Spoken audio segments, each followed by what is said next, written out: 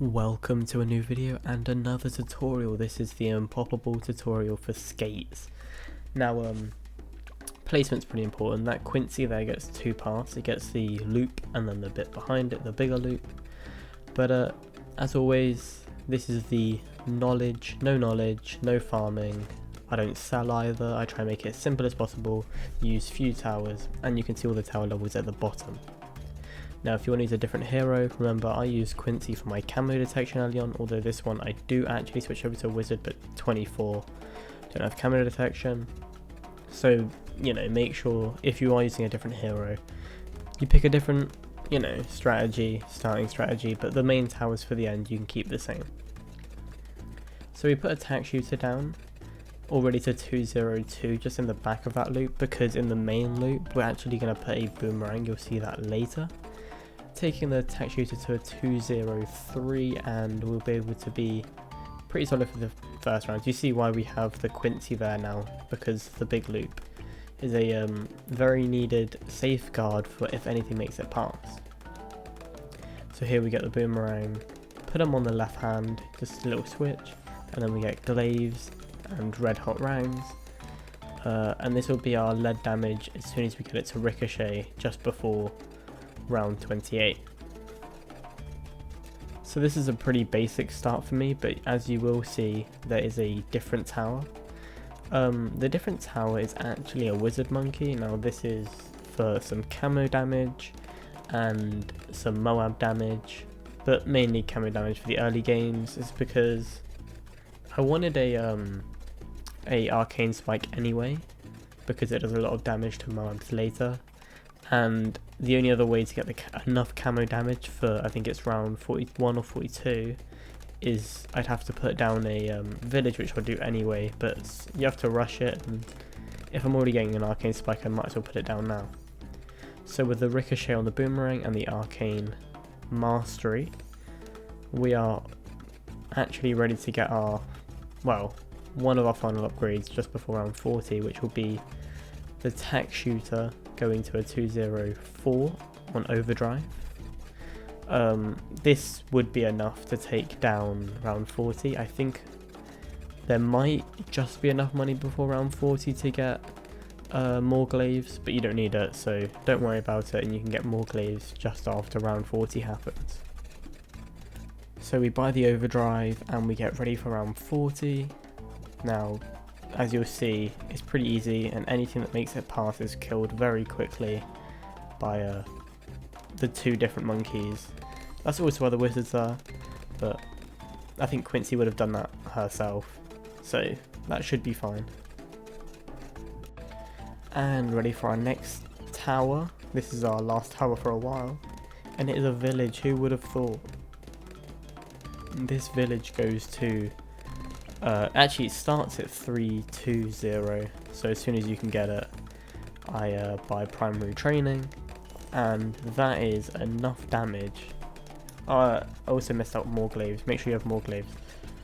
That is enough damage with all of these towers to go for a while until I get tack zone on my tack shooter.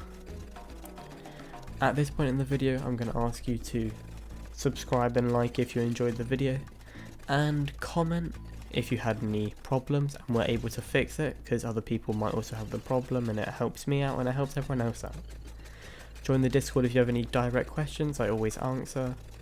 And check out some of my other videos. Recently I've done a lot of challenges, and they can be quite fun to watch, I think. A lot of people get involved and give me challenge ideas, so just check it out.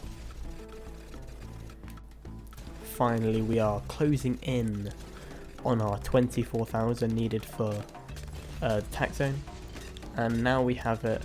We actually can save up enough money again. This is going to take a while now to get actually Arcane Spike. Now I get Arcane Spike late because I want to make sure around 78, even though it would be fine anyway, I have the Arcane Spike, because you can't yet get the boomerang 2502. You don't just have enough money by around 76 to 78, so I tend to get the Arcane Spike a bit earlier so we can do a bit more damage and just, stay safe.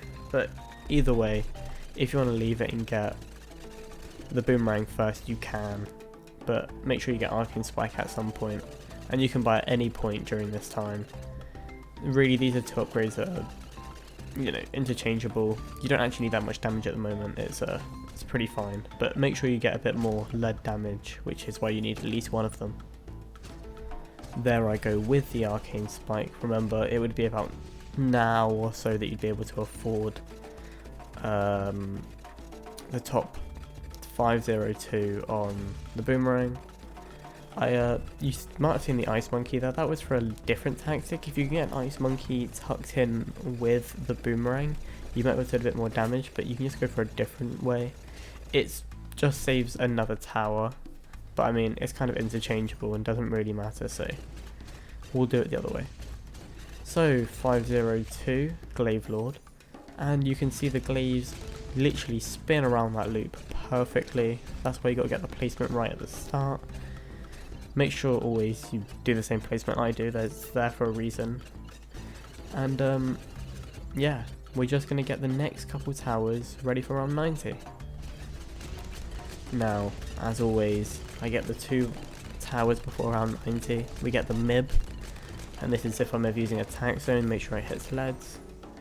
And we get the Alchemist. This is go 031. Remember, if you ever watch any of my tutorials, always get 031, 3k, loads of damage. Great tower to use, you'll see it all the time. Anyway, round 88, 90, 91, 92, 93, 94, 95 are going to be just fine with this. Our big problem now is 98.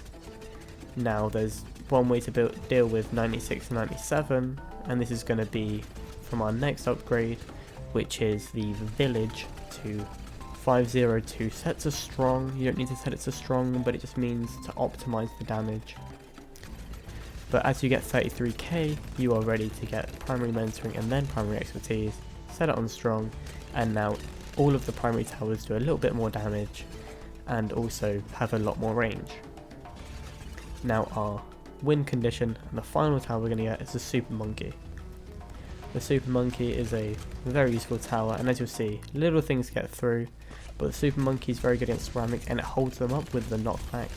So Dark Knight and Laser Blasts and Plasma Blast, I think, they will do just enough damage, and as you'll see at round 100, we comfortably kill the bad and then kill the towers that come out of it. Doesn't look that comfortable, it is, don't worry. I haven't had this break any times. So there you go. Thanks for watching, like, subscribe, and I'll catch you in the next one. Peace.